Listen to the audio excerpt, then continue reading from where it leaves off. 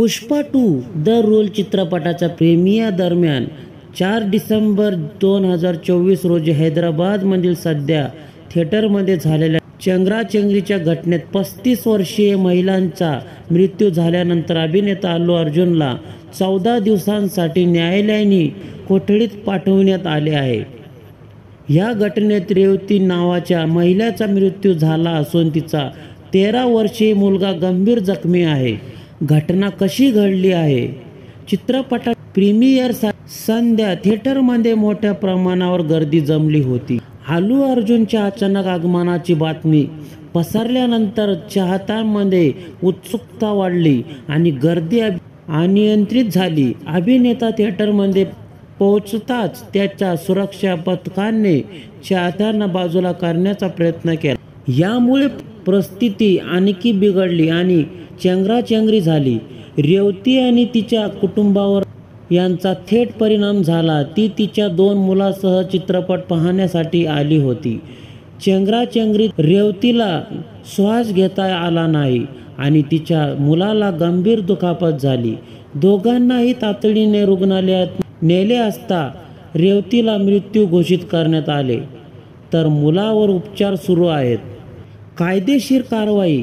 या घटनेनंतर पोलिसांनी अल्लू अर्जुन थिएटर व्यवस्थापन आणि त्यांच्या सुरक्षा कर्मचाऱ्यांविरुद्ध भारतीय दंड संहिता BNS चा कलम 105 सदृश अपराध आणि 118 जखमी करण्याचा प्रयत्न अंतर्गत गुन्हा दाखल केला आहे.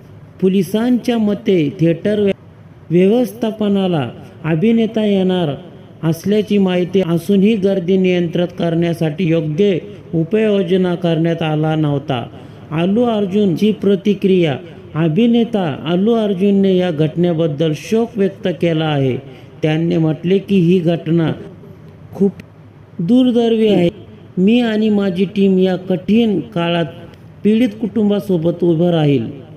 चित्रपटात निर्मात्यांचं मत.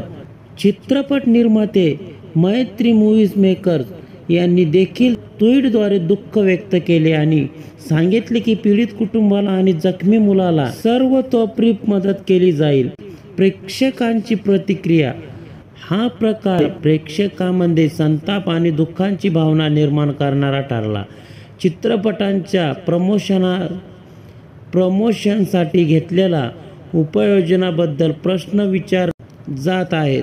अल्लू अर्जुनच्या चाहत्यांमध्ये मोठा क्रेज असला तरी अशा प्रकारच्या अनियंत्रित आयोजनामुळे चित्रपटसृष्टीवर प्रश्नचिन्ह उभे राहिले आहे.